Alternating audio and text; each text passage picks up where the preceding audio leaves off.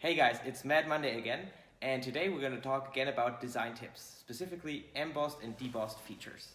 On this little sample part, we have a few embossed and debossed features, and it's important when you do this that you think of these features as little overhangs in your application. So as you can see, the further I emboss or deboss my feature into the sidewall here, the better you can see it, but also the overhang area will increase, so you will get some smudging and some smearing on the top of these features. If you use this as a form of labeling or so, always keep that in mind, and if possible, try to have these features facing upwards, because then you're not limited by overhangs and you can have more embossing and more debossing, and it will be more visible in your final parts. I hope this tip was helpful today. See you again next week.